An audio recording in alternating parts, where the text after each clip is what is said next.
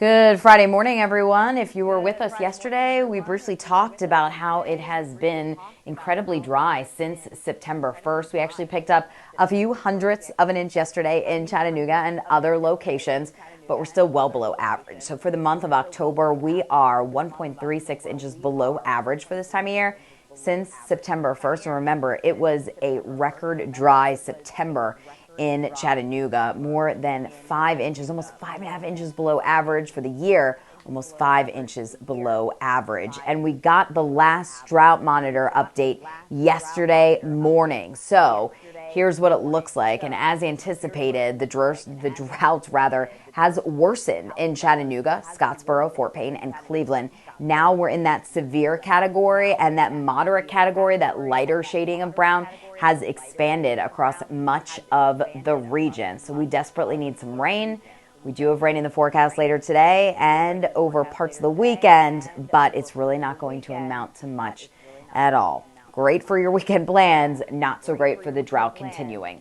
Temperatures in the 50s this morning. We even have a 40-degree spot in Murphy, 44, 52 in Athens, 50 degrees in Cleveland, 52 in Dayton, 55 in Chattanooga, and Dalton, good morning, waking up to 54 degrees. Patchy fog has developed in the typical spots. So we have the Sequatchie Valley down to about 1 mile visibility. That includes Altamont as well, and over toward Blue Ridge and east of Murphy, visibility down to 1 mile. And that could expand and become more widespread as we get closer to sunrise here. Satellite and radar showing the big picture. That storm that brought all of the severe weather to portions of Florida and the southeast yesterday, well, that is still in the process of moving offshore. But we are dry at this point. Warm front has moved through, so temperatures today will be a bit cooler despite that front being north of us. We're going to bring in more in the way of cloud cover as that moisture begins to increase. So at 8 o'clock this morning, I think we will see some sunshine, especially across parts of our Tennessee counties. And then by the afternoon hours, everyone is going to be mostly cloudy, with temperatures slowly climbing into the lower 70s. Now, most of the day will be dry, but by the evening commute, if you're getting ready to head out for an early dinner, and there may be a few very light rain showers developing, maybe a couple of sprinkles out there. So many of you probably won't need the umbrella, but you may want to bring it just in case.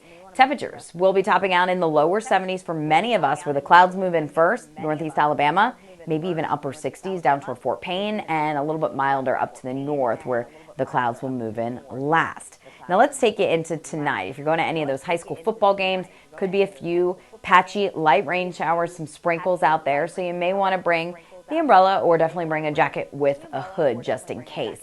By tomorrow morning, some patchy fog, mist will be possible as temperatures only drop to around 60 degrees. So tomorrow won't be quite as chilly as this morning.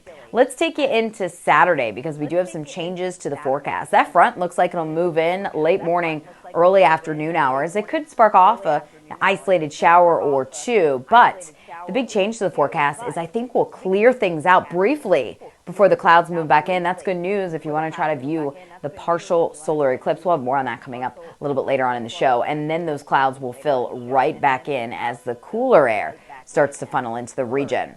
So that is good news for those college football games. We have Alabama at home taking on Arkansas tomorrow in Tuscaloosa, 72 degrees. I think we'll see a mix of sun and clouds for that game. And then Tennessee taking on Texas A&M. Now, there may be a shower or two for the tailgating and for the start of the game, but I think most of the game will be dry with temperatures around 73 degrees. Your 7-day forecast showing that we see those temperatures spike tomorrow into the middle 70s, where we should be for this time of year, out ahead of the front.